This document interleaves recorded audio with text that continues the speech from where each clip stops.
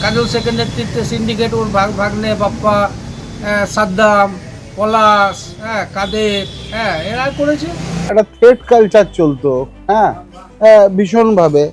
আর তারপরে পয়সাপাতির লেনদেনটা তো আছেই, সেটা তো আপনারা সবাই জানেন। ভিতরে অফিস খুলে ডায়েরি মেনটেন করে কাজ ডিস্ট্রিবিউটর হয়েছে, ম্যাক্সিমাম কাজ ওরাই পেয়েছে, বাকি লোক পায়নি। ওনার সিন্ডিকেট তৈরি করেছেন ওনার রিলেটিভ নিয়ে, তারাই তো কোটিপতি হয়েছেন। ফয়জুল হক কাজল শেখ আমাদের যখন সভাধিপতি, সেই টাইমে আমরা কাজও পাইনি, একটা কাজ পাইনি বলা যায়, এবং ভীষণভাবে একটা অরাজকতা সৃষ্টি হয়েছিল। যেমন আমরা ঠিক জানি না যে তারা কর্মাধ্যক্ষও ছিলেন না, কোনো জনপ্রতিনিধিও ছিলেন না, তারা কাজ ডিস্ট্রিবিউট করতো। নমস্কার, আমি সঞ্জয় রয়েছি আপনাদের সঙ্গে। আপনারা দেখছেন এসওএস মিডিয়া। কেমন আছেন আমার প্রিয় দর্শকরা? আশা করি সবাই ভালো আছেন এবং আপনাদেরকে অনেক ধন্যবাদ জানাই প্রত্যেক মুহূর্তে আপনাদের সাপোর্টের কারণে। এসওএস মিডিয়া তার নিউজ এবং আমাদের উৎসাহ প্রত্যেক মুহূর্তে বাড়াচ্ছেন আপনারা দেখছেন বলেই আমরা এগিয়ে যাওয়ার সাহস করছি। ছোট ছোট পায়ে আরও করে নতুন করে কিছু করার উৎসাহ আমাদের মধ্যে তৈরি হচ্ছে। এর জন্য সমস্ত ধন্যবাদ, সমস্ত কৃতজ্ঞতা আপনাদেরই প্রাপ্য। সবাইকে আরেকবার কৃতজ্ঞতা ধন্যবাদ জানিয়ে আজকে শুরু করছি আমাদের এসওএস মিডিয়ার বিশেষ এপিসোড অডিট।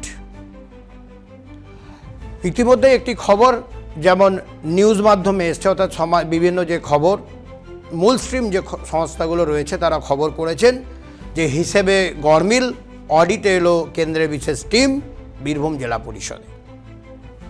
এই খবর ইতিমধ্যে আপনারা অনেকেই শুনেছেন বা অনেকে শোনেননি। তো আজ আমরা এই মুহূর্তে যে বিষয়টা আপনাদের সামনে তুলে আনতে চাইছি, এক কথায় থ্রেড কালচার এবং তার সঙ্গে বিভিন্ন কাছের মানুষদেরকে সুবিধা পাইয়ে দেওয়ার যে স্বজন পোষণ দীর্ঘদিন ধরে, অর্থাৎ 2023-এ জেলা পরিষদের ক্ষমতায় সভাধিপতি হিসেবে কাজল শেখ, অর্থাৎ ফয়জুল হক কাজল শেখ যখন থেকে তিনি দায়িত্ব নেন, তারপর থেকেই বেশ কিছু নিজের প্রিয়জনদের সংস্থা গজিয়ে ওঠে এবং সেই সমস্ত সংস্থাগুলি যদি স্ট্যাটিস্টিক দেখা যায়, তথ্য অনুসন্ধান করা যায়, এই সংস্থাগুলি বিভিন্ন সময় কাজ পেয়েছেন এবং যারা দীর্ঘদিন ধরে, কেউ 25 বছর 30 বছর ধরে বীরভূম জেলা পরিষদে আগে বিভিন্ন এজেন্সি হিসেবে কাজ করত, তাদেরকে কাজে তো অগ্রাহ্য করা হয়েছে, তাদেরকে ডাস্টবিনে ছুঁড়ে ফেলা হয়েছে, তাদের কাজ দেওয়া হয়নি। অর্থাৎ এক কথায় থ্রেড কালচারের শিকার হয়েছেন এই সমস্ত এজেন্সিগুলি। তো যাই হোক, এই মুহূর্তে আমরা যে সকল এজেন্সি, যে কাজল শেখ অর্থাৎ সভাধিপতি এবং তার টিম যারা এই থ্রেড কালচার চালাতো বলে বিভিন্ন সময় অভিযোগ এসছে, কয়েকটি নাম যেমন বাপ্পা, সাদ্দাম, কাদের, হুমায়ুন অর্থাৎ ফিলিপ, এবং অন্যদিকে হচ্ছে দুবরাজপুরের সুমন কনস্ট্রাকশনের প্রোপাইটার সাদ্দাম হোসেন। এই মানুষগুলি কার্যত থ্রেড কালচারের একটা পরিবেশ তৈরি করেছিল বীরভূম জেলা পরিষদ জুড়ে এবং তাদের থ্রেটের কারণেই কিন্তু অনেকে কাজ ছাড়া হয়েছে বা কাজ হারা হয়েছে বা কাজ পেয়েও কাজ করতে পারেনি বলে বিভিন্ন সময় অভিযোগ আগেও বিরোধী দলনেতা বর্তমান মুখ্যমন্ত্রী শুভেন্দু অধিকারী জানিয়েছিলেন এবং তারপরে পাল্টা তার বক্তব্য কাজল শেখ রেখেছিলেন। তিনি বলেছিলেন যে এই ধরনের কোনো ঘটনা নয়। আজ আমরা এই মুহূর্তে বেশ কিছু এজেন্সি যারা জেলা পরিষদে দীর্ঘদিন ধরে কাজ করতেন, লাস্ট 3 বছরে তাদের কি অবস্থা, তাদের কি হাল হয়েছে, তাদের মুখে একবার শুনে নিতে চাইব। প্রথমে আসুন আমরা জেলা পরিষদের 3টি বড় এজেন্সি হিসেবে তারা কাজ করত, তাদের যে অভাব অভিযোগ বা কি তারা থ্রেড কালচারের শিকার হয়েছে সেগুলো একটু আমরা পরস্পর শুনি। লাস্ট 5 বছর ফয়জুল হক কাজল শেখ আমাদের যখন সভাধিপতি, সেই টাইমে আমরা কাজও পাইনি, একটা কাজ পাইনি বলা যায়, এবং ভীষণভাবে একটা অরাজকতা সৃষ্টি হয়েছিল। যেমন আমরা ঠিক জানি না যে তারা কর্মাধ্যক্ষও ছিলেন না, কোনো জনপ্রতিনিধিও ছিলেন না, তারা কাজ ডিস্ট্রিবিউট করতো এবং আমরা তো কাজ দূরের কথা, একটা থ্রেড কালচার চলতো ভীষণভাবে। আর তারপরে পয়সাপাতির লেনদেনটা তো আছেই, সেটা তো আপনারা সবাই জানেন। তো আমরা সব সিস্টেমের সঙ্গে কিছুটা পেটের স্বার্থে রাজি হয়েছিলাম, কিন্তু আমরা পাইনি কি মানে দুঃখের বিষয়, আমার মুখ দিয়ে বেরোচ্ছে না একটা কথা, হ্যাঁ ঠিক ওই জন্যই হয়তো পাইনি। আমরা কাজ পাইনি, ভীষণভাবে একটা অন্যায় চলেছে এবং বলার বাইরে মানে সভ্য জগতে বাস করছি না কি করছি মাথায় আসে না, যে কাজ যে সাংবিধানিক অধিকার সেসব মানতই না এরা। আরে এইগুলো সব এজেন্ট ছিল কাজল থেকে। হ্যাঁ এরা কি করতো, এরা কাজ নিত, তবে কাজ করতো কিনা জানি না। এরা এজেন্ট, এরা কন্ট্যাক্ট করতো এজেন্সিদের সঙ্গে এবং টাকা পয়সা লেনদেন করতো অন বিহাফ অফ কে, এইটা আমার ধারণা। তো আপনারা সবাই বুঝতে পারছেন অন বিহাফ অফ কে টাকা পয়সা লেনদেন করতো, এই সাদ্দাম কাদের এরা। হ্যাঁ ভয়কে মিষ্টি হয় ভয়। হ্যাঁ কাজটা দিত না, কাজ দেখলে বিভিন্নভাবে অফিসারদের সাহায্যে সেটাকে তোলা করাতে হতো, হ্যারাস করতো, আমাদের পেমেন্টের টাইমে হ্যারাস হতো। আমাকে আমার একটা পুরনো পেমেন্ট নিতে হয়েছে, কোর্টের সাহায্য নেই, কোর্টে জিতেছি, তাও কোর্টে যেতে টাকা অবমাননা করেছে। হ্যাঁ কি আর করা যাবে। এই দেখুন সুমন কনস্ট্রাকশন, দেখুন সাদ্দাম, অন্নপূর্ণা কনস্ট্রাকশন, এগুলোর নামেই কিন্তু অন্য নাম, প্রপার্টার আলাদা।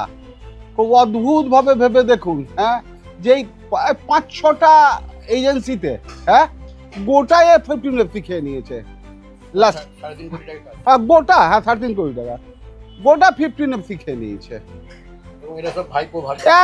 একদম ক্লোজ সার্কিটের লোক এরা মেন অরবিট, মানে ক্যাশ ফাক তো যা আছে বাইরে যাবে না, একদম সেট করে নিতে পারবেন। আমাদের তাই জানা আছে এবং তারা সেই বলেই পরিচয় দিত এবং সেই বলেই তাদের মার্কেটের গুরুত্ব তো ভয়ে মানুষ কিছু বলতো না। এমনিও একটা মিষ্টি ব্যাপার ছিল, কাজকর্মে তো খাতা কলমে তো থ্রেট ছিলই। হ্যাঁ এটা ছিলই। ওনার সিন্ডিকেট তৈরি করেছেন ওনার রিলেটিভ নিয়ে, তারাই তো কোটিপতি হয়েছেন। শেখ বাপ্পা অনেকজন আছে, কাদের আছে, আপনার সিন্ডিকেট পেয়ে যাবেন। এইখানে সিন্ডিকেটের অফিসও খোলা হয়েছিল জেলা পরিষদের ভিতরে, তারা খাতা মেনটেন করে কাজ চালাইতো। কিছু মুসলিমে ওদেরই লোক কাজ পেত, বাকিরা কোনো কাজ পেত না, তারা কাজ না করে বিল তুলে দিত। এই উদাহরণ আপনারা জানেন। এবার চাইছি যাতে সুষ্ঠুভাবে কাজকর্ম হয়, প্রতিটি ঠিকাদার এই জীবিকা নিয়ে যারা বসবাস কাজকর্ম করে খায় তারা যেন কাজকর্ম করে খেতে পারে, সেইটাই আবেদন রাখবো এই নতুন মুখ্যমন্ত্রী। কাজল শেখের নেতৃত্বে সিন্ডিকেট, ওর ভাগ্নে বাপ্পা, সাদ্দাম, পলাশ, হ্যাঁ কাদের, হ্যাঁ এরা করেছে এবং সবাই জানে, যারা ঠিকাদারির সঙ্গে যুক্ত তারা জানে। এবং ভিতরে আমরা 90-95 সাল থেকে ঠিকাদারি করি, আমাদেরকে আউট করে দিয়েছে, কারণ আমাদের পক্ষে সম্ভব নয় 14% টাকা দিয়ে কাজ নেওয়া। কত % টাকা লাগতো মোটামুটি কাজ? 14% একদম। তারপরে আবার এই ভোটের আগে আবার এই আমাদের নুরুল ঠিক করেছিল যে ওয়ার্ক অর্ডার পেলে আমাকে 1% লাগবে বিধানসভা ভোটের খরচা। কার সম্ভব বলেন এই 15% টাকা দিয়ে কী কাজ করবো? হ্যাঁ সম্ভব নয়। আপনি কটা নাম বললেন, বাপ্পা, কাদের, তারপরে হচ্ছে সাদ্দাম হোসেন, পলাশ, এরা কি করতো? মানে আমরা দেখছি যে বেশিরভাগ কাজ এদের নামে বেরোচ্ছে, বাকিরা কাজ পাচ্ছিল না কেন? ওই তো একই 15% টাকা দেওয়ার মতো এলিজিবিলিটি আমাদের কাউরি ছিল না। আমি আছি, মাতন্দা আছে, আমাদের আরও সমস্ত ঠিকাদার যারা পুরনো ঠিকাদার তারা কেউ নাই, সব আউট হয়ে গেছে। দেখুন এইসব মাফিয়া রাজের ভয়ে। হ্যাঁ আপনারা কি চাইছেন এখন? আমরা চাইছি সুষ্ঠুভাবে হোক, ভালোভাবে হোক, আর এই পয়সার লিমিটেশন থাকে যেন। হ্যাঁ আমরা যেন তোলাবাজি বন্ধ হোক বাস। আর না হলে ওপেন টু অল, সবাই কম্পিটিশন করুক, যার যার ক্যাপাবিলিটি থাকবে সে তার নিজের রেট দিবে যোগ্যতা অনুসারে। এই একটা পরিবাদবাদ, ধরুন সাদ্দাম হচ্ছে সভাধিপতির আত্মীয়, তারপরে হচ্ছে আপনার কাদের, তিনিও একটু কাছের লোক, তারপরে বাপ্পা শেখ, অন্যদিকে হচ্ছে আপনার এই যে SK জাহাঙ্গীর, এরা সবাই সভাধিপতির ভাইপো বা ভাগ্নে। তা এইরাই যখন 15টা কাজের মধ্যে 14টা পেয়ে যায়, এটাকে আপনারা কীভাবে দেখেন? তখন নিজের লোকদেরকেই তো পাই দেওয়ার চেষ্টা পরিবার, তাছাড়া আবার কি নিজের লোকদের কাজ। এই আমার বন্ধু আছে মাতন দাস, ও একটা কাজ করেছে আজ থেকে 6 বছর আগে, এখনো পর্যন্ত নেওয়া। তো ওরা বিজেপির লোক বলে ওদেরকে এরকমভাবে ঘর ঢুকিয়ে দেওয়া, এটা ঠিক নয়। তো হ্যাঁ আমরাও এখনো টাকা পাচ্ছে না। না বোধহয় সম্ভবত কেস করে তারপরে কিছু টাকা পেয়েছে। হ্যাঁ, একটা কাজ পায় না, আজকে শেষ। আমাদের যারা পুরনো ঠিকাদার সব ফ্রেশ। হ্যাঁ, মানে আপনার থ্রেড কালচারের শিকার। থ্রেড কালচারের শিকার আবার কি। আচ্ছা, আমি শুনেছি অনেকে নাকি কানে পিস্তল ঠেকিয়ে বা ভয় দেখিয়ে কাগজ তোলাতে বাধ্য করতো টেন্ডারিংয়ে। না, সে তো বটে, ওটা তো কোনো ব্যাপারই নয় গো। ওটা কেষ্টদাও করেছে, কেষ্টদা বলতে পারবে আমি করিনি গো, কেষ্টদাও করেছে। তো মানে পিস্তল ঠেকানোটা একটা কালচার হয়ে গেছে। এটা কালচারের, তৃণমূলের কালচার একটা। শুনলেন, তারা পরিষ্কার জানাচ্ছে যে বীরভূম জেলা পরিষদে তারা দীর্ঘদিন ধরে কাজ করেছেন অনেক আগে, কিন্তু লাস্ট 3 বছরে অর্থাৎ 23 সালে মে মাসে বীরভূম জেলা পরিষদের সভাধিপতি হিসেবে কাজল শেখ যখন যোগ দেন, তার নেতৃত্বে শেখ বাপ্পা, কাদের, হুমায়ুন, অন্যদিকে সাদ্দাম হোসেন, পলাশ, এই সমস্ত মানুষগুলোর যে থ্রেড কালচারের একটি অফিস তৈরি করেছিল, তাদেরই কারণে কিন্তু তারা কাজ থেকে বঞ্চিত হয়েছে। এমনকি অনেক সময় কাজ পেয়েও তারা কাজ করতে পারেননি, এবং 14% 15% নাকি আগে থেকে টাকা দিতে হতো, ফলে তারা সেই কাজ পেত বলে জানানো হয়। ফলে এই সমস্ত যারা এজেন্সিগুলি ছিল তারা কিন্তু আস্তে আস্তে ধুঁকতে শুরু করে, এবং অনেকে আবার যারা কাজ আগেই করেছিল তাদের টাকা পর্যন্ত দেওয়া হয়নি বলে তারা অভিযোগ করছেন, আপনারা শুনলেন। ফলে এটা গেল একটা দিক যে লাস্ট 3 বছর ধরে জেলা পরিষদে কী হয়েছে তার প্রকৃত রূপ এখানকার যারা এজেন্সি তারাই বলছেন। এরপরে একটা বিষয় জানাবো, 2023-এর পর 24 সালে যখন সভাধিপতি হিসেবে 23 সালে মে মাসে দায়িত্ব নিলেন ফায়জুল হক কাজল শেখ, তারপর থেকে বেশ কিছু এজেন্সি নতুন করে তাদের জিএসটি রেজিস্ট্রেশন করিয়ে জেলা পরিষদের কাজের মধ্যে ঢোকেন।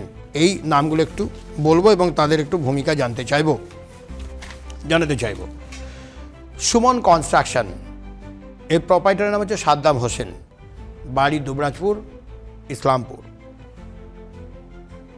এমডি সাদ্দাম, জানা যায় বা শোনা যায় সূত্র মারফত ইনি সভাধিপতি কাজল শেখের ভাগ্নে এক।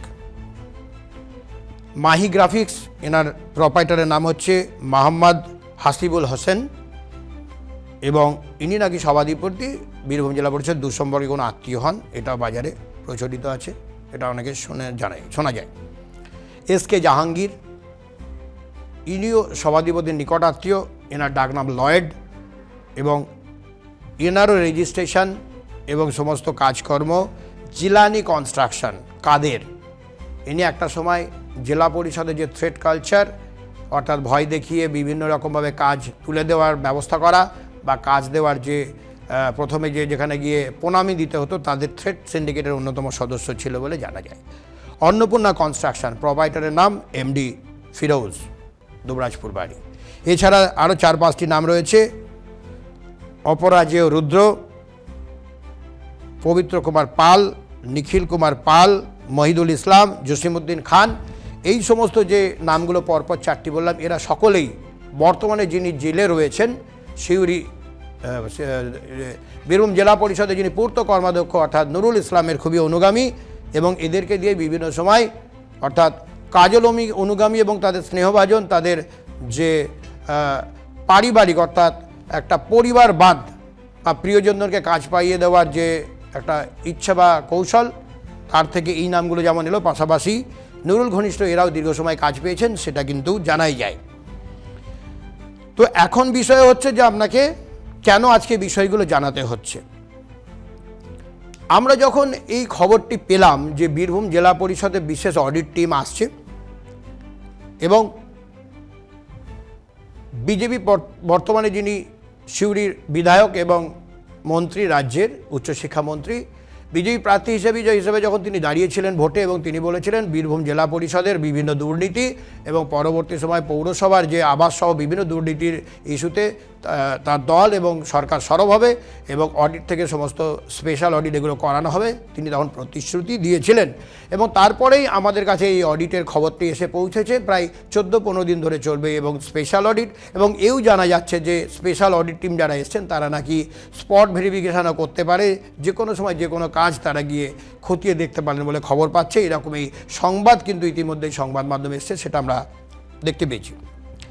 এবারে যে কারণে তারা এসছেন, আমার কাছে একটা লিস্ট রয়েছে 15 এফসির 15টা কাজ, তার একটা তালিকা রয়েছে 2025-26 যে অর্থবর্ষ তাতে দেখা যাচ্ছে এই কাজ অর্থাৎ 15টি কাজের জন্য নির্মাণ ব্যয় বা প্রকল্প ব্যয় ধরা হয়েছে 3,30,11,285 টাকা। কোনো অসুবিধা নেই। অসুবিধা কোথায় আছে এবার আপনাকে বলি। দেখুন, একই দিনে অর্ডার বেরোচ্ছে, অর্থাৎ কোটেশনের পরে টেন্ডার ওয়ার্ক অর্ডার দেওয়া হচ্ছে। প্রথম ওয়ার্ক অর্ডারের নাম হচ্ছে Annapurna construction. Work order number 1114 BJP dated 9/3/2026।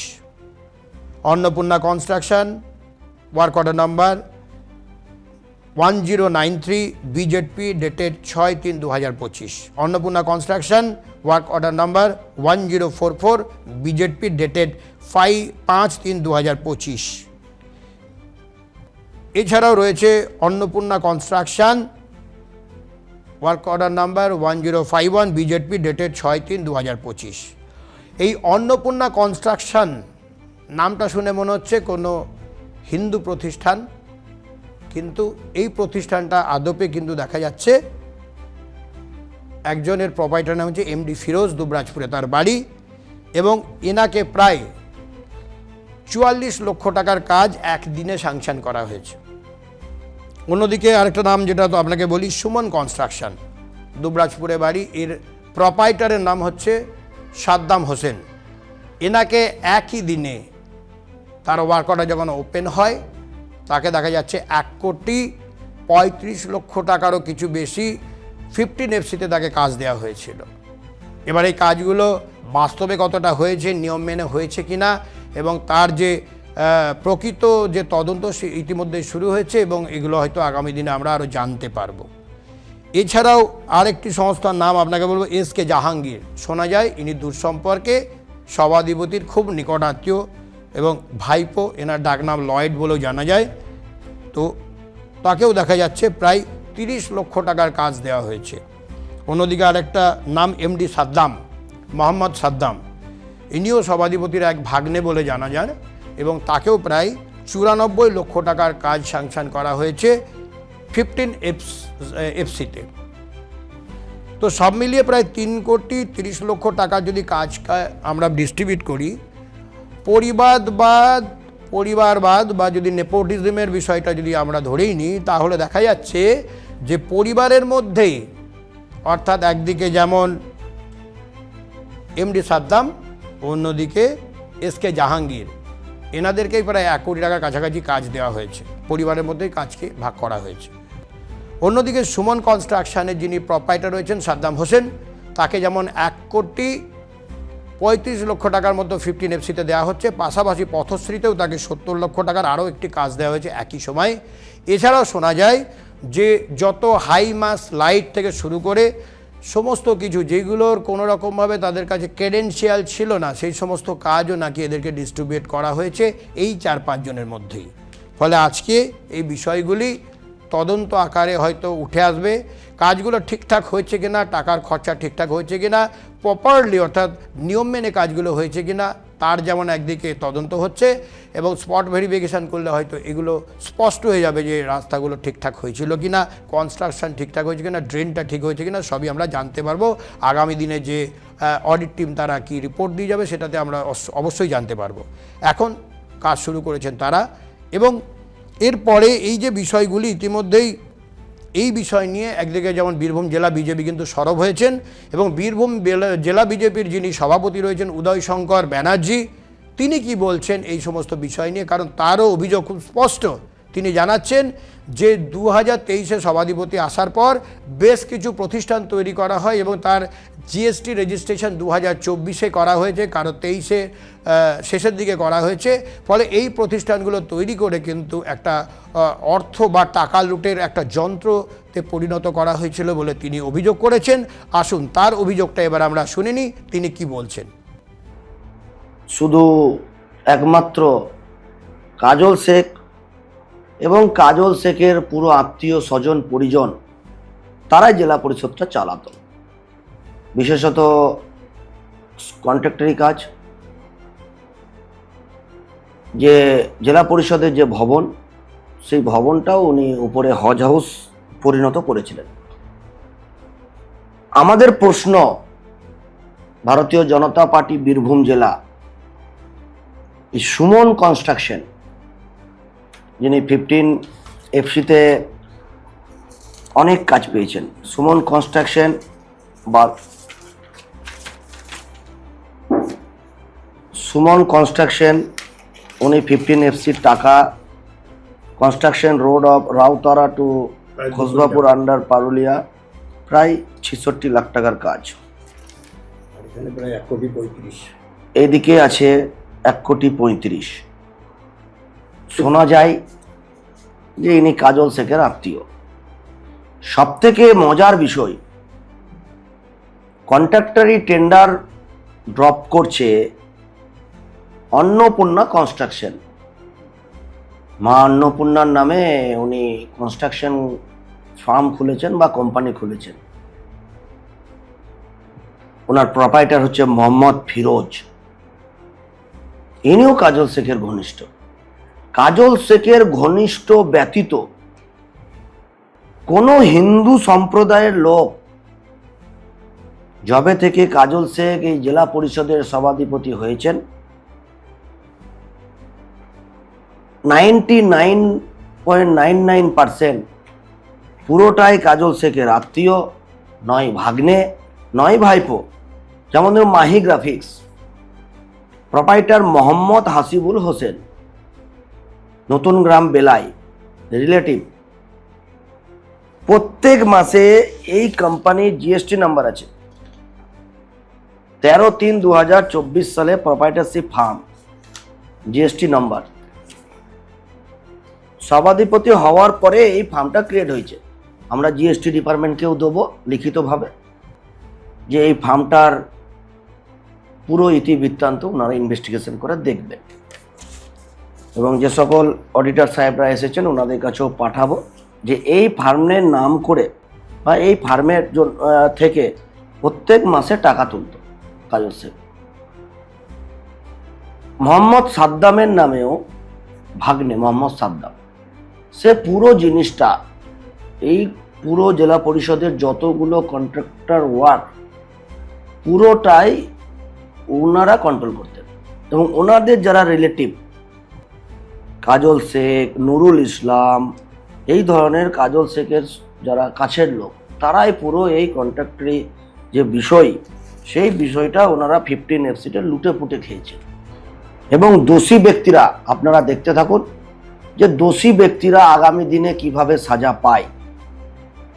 হয়তো 2 মাস হয়ে গেল কাজল শেখ জেলা পরিষদে আসছে না, কেউ তো বাধা দেয়নি। উনি তো এখনো বর্তমানে জেলা পরিষদের সভাধিপতি। 16 এফসির কাজ এসেছে, বিল পেন্ডিং আছে, আপনি আসুন, এসে আপনার দপ্তর সামলান। আমি জানি না উনি কী কারণে আসছেন না। তো স্বাভাবিকভাবেই অডিটর এসেছেন, অডিটরের কাছে আমরা এগুলো একদম নথি আকারে আমরা এগুলো পাঠাবো। জাহাঙ্গীর, সাদ্দাম, এই ধরনের লোক যারা আছেন, নুরুল ইসলামেরও এখানে একটা পার্ট আছে, যে নুরুল ইসলাম বর্তমানে জেল খাটছেন, এগুলোও ঢুকবে। নুরুল ইসলাম যদি ভাবে যে একটা কেসে জেল কেটে নিলাম, বাকিটা আমি আবার পরে যেভাবে রাজনীতি করতাম করব, তো আবার ওনাদের নামে আমরা এনকোয়ারি বসাবো, এবং এনকোয়ারি হওয়া দরকারও আছে। কারণ এই ধরনের অনৈতিক কাজ, জেলা পরিষদটাকে নিজেদের সম্পত্তি ভেবেছিল, এবং সর্বোপরি কেন্দ্র সরকারের ব্যবস্থাপনায় যে সমস্ত কাজ আসতো পুরোটাই তারা নিজেদের আত্মসাৎ করেছে। এগুলো এনকোয়ারি হওয়া দরকার, এবং মানুষের সামনে সেই তথ্য ভিত্তিক এরা কতটা দুর্নীতি করেছে মানুষের সামনে আমরা নিয়ে আসবো। এবং স্পট ভেরিফিকেশন হবে বলছে একদম পুরো যে 15 এফসির যে কাজ আছে, আমাদের কাছে যা লিস্ট আছে, একদম প্রচুর কাজ। এই কাজগুলো আদৌ হয়েছে কিনা, সেই কি শিডিউল আছে, সেই শিডিউল ওয়াইজ কাজ হয়েছে কিনা, এগুলো একদম স্পট ভেরিফাই হবে, তার এনকোয়ারি হবে। এবং দর্শক শুনলেন উদয় শঙ্কর ব্যানার্জি, বিজেপির বীরভূম জেলা সভাপতি, তিনি যে অভিযোগ করলেন, তিনি জানাচ্ছেন যে থ্রেড কালচার, পরিবারবাদ থেকে শুরু করে সমস্ত কিছু, অর্থাৎ স্বজন পোষণ, অর্থাৎ সভাধিপতি কাজল শেখের নেতৃত্বে বীরভূম জেলা পরিষদে হয়েছে, তার লোকজন এটা চালিয়ে গেছে এবং সভাধিপতি তাতে মদত ছিল কি ছিল না সেটা জানা যায় না, কিন্তু বড়দের যদি মদত না থাকে তাহলে কিন্তু এটা সম্ভব নয় এবং সেটাই তিনি বলতে চাইছেন। এবং তিনি এটাও বলছেন যে যে অডিট টিম এসছে তারা যেন ঠিকঠাক অডিট করেন এবং তার কাছেও বেশ কিছু কাগজ এসে পৌঁছেছে সেগুলো অডিট টিমের কাছে তিনি তুলে দেবেন বলেও তিনি জানাচ্ছেন। তো এইটা তার অভিযোগ এবং সেটা আপনাদেরকে শোনালাম, আপনারা শুনলেন। এরপরে এই সমগ্র বিষয়টা নিয়ে আমি যখন বীরভূম জেলা পরিষদের সভাধিপতি ফায়জুল হক কাজল শেখকে আমি ফোন করি এবং তার কাছে প্রতিক্রিয়া জানতে চাই, এই বিষয়গুলো সত্যতা ইত্যাদি বিষয়গুলো তার সঙ্গে একটু বুঝে নেওয়ার চেষ্টা করি। তো তিনি আমার প্রশ্ন শুনে প্রথমেই তিনি একটু চটে গেলেন এবং বললেন যে তুমি কী জন্য এত জানতে চাইছো। আমি পরিষ্কার জানাই যে আমরা খবরের লোক, বিষয়টা একটু খবর আকারে করব এবং অডিট যে এসছে এই বিষয়টা আপনি জানেন কি না, এই 15FC যে অডিট এই বিষয়টা নিয়ে আপনার কাছে কি বক্তব্য এবং এই তদন্ত হচ্ছে এটা কতটা ঠিকঠাক। উনি একদিকে খবর দিয়ে জানালেন যে হ্যাঁ তিনি বিষয়টি জানেন এবং তদন্তের মতো চলবে, তবে তিনি এই পরিবারবাদ বা পরিবারের লোকজনই যে সুবিধা পেয়েছে তিনি এটা মানতে নারাজ এবং তিনি ভাইপো বা ভাগ্নেদেরও তিনি কার্যত অস্বীকার করছেন এবং তারা যে তার কেউ নয় সেটাও তিনি বলছেন। যে কোনো কাজ 15FC কাজ বা জেলা পরিষদ যে কোনো কাজ আমাদের বা আমরা যারা জনপ্রতিনিধি আমাদের কাজ হচ্ছে কাজটাকে ধরা বা কোন কোন এরিয়া কাজ হবে সেগুলো সিলেকশন করা, কাজটাকে বাস্তবে রূপ দেওয়ার দায়িত্ব হচ্ছে আধিকারিকদের। স্বভাবতই এখানে যদি কোনো ঘটনা, কোনো ঘাপলা, কোনো কিছু হয়ে থাকে সেটা আমাদের দেখার কাজ নয়, সেটা আধিকারিকদের। তো স্বভাবতই আধিকারিক ডিএম সাহেব আছেন জেলা পরিষদের, তিনি দেখছেন বিষয়টা, এটা আমাদের কোনো ইয়ে নাই। আচ্ছা, এরপর আমাদের ছোট প্রশ্নটা আপনার কাছে রয়েছে যে 15FC যে কাজগুলো হয়েছে, যদি 25 এবং 26-এ দেখা যায় 16টা কাজ বেরিয়েছে, একটা লিস্ট আমার কাছে এসছে, তার মধ্যে সাদ্দাম 1.5 কোটি টাকার কাজ, আপনার ভাইপো 40 লক্ষ টাকার কাজ, আপনার ভাগ্নে 44 লক্ষ এবং আরও সাবধান এরা দেখা যাচ্ছে 94 লক্ষ টাকা, মানে পরিবারের অনেক লোকই সুবিধা পেয়েছে। এটাকে আপনি কীভাবে আমার দেখছেন? পরিবারের হ্যাঁ, কে? এই যে যেমন বাপ্পা পেয়েছে 94 লক্ষ 33, বাপ্পার নামে? হ্যাঁ, ওর যে কোম্পানি এমডি সাদ্দাম, কি কোম্পানি? হ্যাঁ, কোম্পানিটার নাম হচ্ছে আপনার বাপ্পার যেটা কোম্পানি সেটা হচ্ছে ওই এমডি সাদ্দাম, হ্যাঁ, কি কাজ ওটা? ওই রাস্তা তৈরির কাজ, রাস্তা কনস্ট্রাকশন। তারপরে ফিলিপও পেয়েছে 44 লক্ষ টাকার। ফিলিপের কি নামে? ফিলিপের কোম্পানিটার নাম হচ্ছে আপনার SK জাহাঙ্গীর। ফিলিপ নয় ওটা, ওটা নয়? ফিলিপের নাম হুমায়ুন না। আচ্ছা, ওর ভালো নাম হুমায়ুন। হুম হুম। আচ্ছা, আর সুমন কনস্ট্রাকশন মানে সাদ্দাম প্রায় 2 কোটি টাকার কাজ পেয়েছে। মানে সাদ্দাম কাজ পেয়েছে, আমি কি করতে পারি? মানে সুমন কনস্ট্রাকশন আপনার কাছের প্রিয়জন বলে সবাই। আমার কাছে, আমার সবাই আমার কাছে, কন্ট্রাক্টররা প্রতিদিন আমার কাছে হয় না। আচ্ছা, তারা কাজ করে হুম। টেন্ডার বেসিসে কাজ হচ্ছে, কে পেলো না পেলো সেটাকে আমাদের কাজ নয়, ডিউটি নয়। ঠিক, মানে এইটা টেন্ডার বেসিসে কাজ হচ্ছে, যে কেউ পেতে পারে। কিন্তু আরেকটা সবথেকে ভালো একটা আপনাকে খবর দিই যে আমাদের তখন সভাধিপতি আপনি এবং বিরোধী দলনেতা শুভেন্দু অধিকারী এসে একটা অভিযোগ করেছিলেন যে বীরভূম জেলা পরিষদে আপনার মুসলিম সম্প্রদায়ের মানুষকে বেশি আপনি সুবিধা দিয়েছেন, হিন্দুরা কম পেয়েছে এজেন্সিগুলোতে। আপনি তারপরে একটা প্রতিবাদও করেছিলেন, আপনি ইন্টারভিউ দিয়েছিলেন। তো তখন দেখা যাচ্ছে কিছু প্রতিষ্ঠান, যেমন একটা নাম আপনাকে বলি, অন্নপূর্ণা কনস্ট্রাকশন। এই অন্নপূর্ণা কনস্ট্রাকশনের যিনি মালিক তার নাম হচ্ছে এমডি ফিরোজ, মানে হিন্দু প্রতিষ্ঠান কিন্তু মালিক হচ্ছে মুসলিম। তো এইগুলো কি নাম বদল করা হয়েছিল যাতে এইভাবে কোনো রকম ভাবে প্রশ্নের উত্তরগুলোকে এড়ানো যায়? এইসব বিষয়গুলো কি আমাদের পক্ষে জানা সম্ভব? ঠিক, এগুলো আমাদের সভাধিপতি হিসাবে কে কোথায় কি পেপারে কাজ করছে, আমরা কাজ বের করে ডিস্ট্রিক্ট ইঞ্জিনিয়ার বা যারা আধিকারিক তারা কাজ বের করে, তারপর তারা টেন্ডার করে, যে যেখান থেকে পারে সে সেখানে ড্রপিং করে, যার লেস কম থাকে সেই কাজ পাই। এখানে এই বিষয়টার সঙ্গে আমাদের কোনো থাকতে পারে না। তাহলে যে অভিযোগ একটা সবাই বলছে যে পরিবার বা আপনার পরিবারের ভাগ্নে ভাইপো প্রিয়জনদেরকে কাজ কোথায় দিয়েছেন আপনি। ভাগ্নে ভাইপো? নাম নাই তো ভাগ্নে ভাইপো, আচ্ছা, নেয়নি তো ভাগ্নে ভাইপো। সাদ্দাম তোমার ভাইপো নয় এমডি সাদ্দাম? না, কেন সাদ্দাম আমার ভাগ্নে হবে? আচ্ছা, সাউগ্রাম লাভপুর। বাপ্পার নাম তো সাদ্দাম নয়। সাউগ্রাম লাভপুরে কেউ কাজ করছে, হ্যাঁ আমার ভাগ্নে বাড়ি 5 পাড়া, আর এ সাউগ্রামে কোনো কন্ট্রাক্টর, হ্যাঁ, তার ভাইপো বানিয়ে দেবে? 5 পাড়ায় ওর অ্যাড্রেস দেওয়া আছে, 5 পাড়া। হতে পারে, কিন্তু বাপ্পার নাম তো ওটা নয়। আচ্ছা, ওটা নয়। না, আর মাহি গ্রাফিক্স কি বাপ্পা- আপনার কেউ আত্মীয়? মাহি গ্রাফিক্স, হাসিবুল না, মোহাম্মদ হাসিবুল, না সে নানুর। নতুন গ্রাম। হ্যাঁ, আমার কেন আত্মীয় হবে? এনারা কেউ আত্মীয় নন। তাহলে যে না। অভিযোগটা ওটা ঠিক নয়। না, পুরো সবই মিথ্যা। তাছাড়া কাজের ক্ষেত্রে হ্যাঁ। কে কোথায় কাজ ধরছে, কে কোথায় কাজ করছে, হুম কে কাজ পেলো কে পেলো না, হুম সেটা দেখার বিষয় সবারই প্রতি নয়, সিস্টেমের। সিস্টেমের। হুম, ঠিক। আর সিস্টেম কাউকে কাজ দিতে পারে না, কারণ কাজগুলো টেন্ডার বেসিসে হয়। ই টেন্ডারিং এ হয়। এটা মানে ই টেন্ডার বেসিসে কাজ হয়। তাহলে কি ই টেন্ডার বেসিসে কাজ হয়, যদি আমার কোনো রিলেটিভ কাজ ধরে ধরতেই পারে। হ্যাঁ, করতেই পারে। কিন্তু এখানে আমি কারো নাম পাইনি। হুম যে নামগুলো আপনি বলছেন এই নামগুলো আমার কোনো রিলেটিভ নয়। হুম 1, 2 হচ্ছে কাজ যে কেউ ধরতে পারে। ই টেন্ডার বেসিসে কাজ হচ্ছে, আপনিও পেপার ড্রপ করে যদি কম পয়সায় লেস মেথড আপনি পেয়ে যাবেন। ঠিকই তো। এখানে দেখার বিষয়টা ওটা নয় তো। তাহলে অভিযোগটা ঠিক না। এসব না, এই তো অভিযোগ এই ধরনের বলছি তো, ই টেন্ডারের কাজ। হ্যাঁ।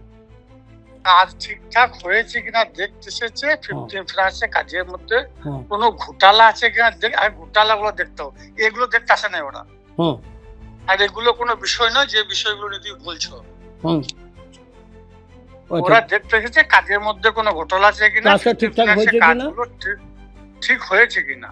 মানে আর যদি খরচাটা কাজ ঠিকঠাক হলো ঠিক কিনা না আর কি। হয়ে থাকে, হুম ধরো কাজ ঠিক যদি না হয়ে থাকে, তাহলে আধিকারিকের ঘরে যাবে, আমার ঘরে যাবে না। ঠিক। ধরো টোটাল তো কোনো একটা সিস্টেমেটিক ব্যাপার। কাজ, কোনো একটা কাজ না করে টাকা তুলে নিয়েছে, হতে পারে ঠিক। মেবি, হুম। তাহলে সেটা আধিকারিক দেখবে। বিভিন্ন আধিকারিকদের জেলা ভাগ করে দেওয়া আছে, জেলার মধ্যে ব্লক ভাগ করে দেওয়া আছে, হুম কে কোন ব্লকের কাজ দেখবে। হুম আর এটা পঞ্চায়েত সমিতির কাজ বা জেলা পরিষদের কাজ যতক্ষণ চলে ততক্ষণ ইঞ্জিনিয়ার গিয়ে সেখানে বসে থাকে, হুম তার দায়িত্ব সেটা। হুম। যদি কোনো ইঞ্জিনিয়ার গাফিলতি থাকে তাহলে ঘাটওয়াল থাকবে, ইঞ্জিনিয়ার গাফিলতি থাকে তাহলে ঘাটওয়াল থাকবে না। কিন্তু আমাদের সূত্র মারফত বিশেষ সূত্রে খবর রয়েছে যে এইগুলি তারই নিকট আত্মীয়, এবং কেউ নিকট আত্মীয় খুব হচ্ছে ক্লোজ, এবং তারাই থ্রেড কালচার জেলা পরিষদের চালাতো। এই বিষয়ে তিনি কিন্তু অস্বীকার করে গেছেন। তিনি পরিষ্কার বলেছেন টেন্ডার প্রক্রিয়ায় যে কেউ কাজ পেতে পারে, সে আমার ভাইপোও পেতে পারে, কিন্তু বিষয় হচ্ছে ভাইপো পেতে পারে, ভাগ্নে পেতে পারে, প্রিয়জন পেতে পারে, সাদ্দাম হোসেন পেতে পারে, কিন্তু কেন এরা বারবার একই কাজ পাচ্ছে এই বিষয়টা কিন্তু প্রশ্ন আকারে থেকেই গেছে। তার সদ উত্তর কিন্তু তার কাছ থেকে পাওয়া গেল না। তিনি বললেন যে তদন্ত হবে, তখন দেখা যাবে। অর্থাৎ তিনি পরিষ্কার বলছেন যে এইগুলো কোনোভাবে তার কোনো রকমভাবে এর মধ্যে এক্সট্রা কোনো সুবিধা দেওয়ার প্রক্রিয়া ছিল না, নিয়মেই তারা পেয়েছে। সে পরিবারের লোকজন পেলেই বা কী করা যাবে, কারণ টেন্ডার প্রক্রিয়া তো নিয়ম মেনেই হয়েছে। যদি কোনো দোষ থেকে থাকে সেটা তার দোষ নয়, যে টেন্ডার প্রক্রিয়া এবং প্রশাসনের লোকজন রয়েছে তাদেরকেই এই বিষয়ে প্রশ্ন করতে হবে। ফলে তিনি এটা জানালেন এবং তিনি এটাকে পরিষ্কার অন্যদিকে ঘুরিয়ে দিলেন যে এই প্রক্রিয়াটায় ইঞ্জিনিয়ার থেকে শুরু করে আধিকারিকরা মূলত এই বিষয়টা দেখেন, এটার সঙ্গে তার কোনো যোগ নেই। আসুন তাহলে সবটাই আপনাদেরকে শোনালাম, এবং এরপরে আমরা নিশ্চয়ই অপেক্ষায় থাকবো যে অডিট বা ইয়ে চলছে তারপরে তারা কি দিয়ে যান, অডিটে কি কোয়ারি থাকে, কি বেরিয়ে এলো, সেগুলো তো পরবর্তীকালে জানতে পারাই যাবে। কিন্তু বিষয় হচ্ছে যে কারণে আজকে এই খবরটা করা, অর্থাৎ বিভিন্ন সময় বিরোধী দলনেতা হিসেবে তখন শুভেন্দু অধিকারী বা বর্তমান মুখ্যমন্ত্রী শুভেন্দু অধিকারী তখন জানিয়েছিলেন যে বীরভূম জেলা পরিষদে গুচ্ছ দুর্নীতি হয়, পরিবারের লোকজনরা প্রিয়জনরাই কাজ পেয়েছেন, তার কিন্তু একটা কিঞ্চিত হলেও প্রমাণ কিন্তু এই 15 এফসির যে লিস্ট তা থেকে বোঝা যাচ্ছে। এবং এই বিষয়টা নিয়ে বারবার সরব হয়েছিলেন। এবং সবথেকে বিষয় অন্নপূর্ণা কনস্ট্রাকশন, আমাদের হিন্দু প্রতিষ্ঠানের মতো নাম, কিন্তু তার প্রোপাইটার দেখা যাচ্ছে MD Saddam, MD Firoz. Suman construction, এগুলো সবই কিন্তু দেখা যাচ্ছে ওই 2023-এর পর থেকে রেজিস্ট্রেশন করা হয়েছে এবং এরা বিভিন্ন সময় কাজ পাচ্ছেন এবং খুব বড় পরিমাণেই কাজ তারা পাচ্ছেন। কেন পাচ্ছেন সে তো ওপরওয়ালাই জানেন। তো যাই হোক, এই বিষয়টাই আপনাদের সঙ্গে শেয়ার করা ছিল, এই খবরটাই আপনাদের সামনে শেয়ার করলাম। আশা করি আপনাদের নিশ্চয়ই আজকের এই খবরটা ভালো লেগেছে। আগামী দিনে নিশ্চয়ই আরও আমরা অন্য এরকম স্ক্রুপ নিউজ আমরা আপনাদের জন্য নিয়ে আসবো এবং আপনারা অবশ্যই দেখতে থাকুন S2S মিডিয়া। সবাই ভালো থাকবেন, নমস্কার।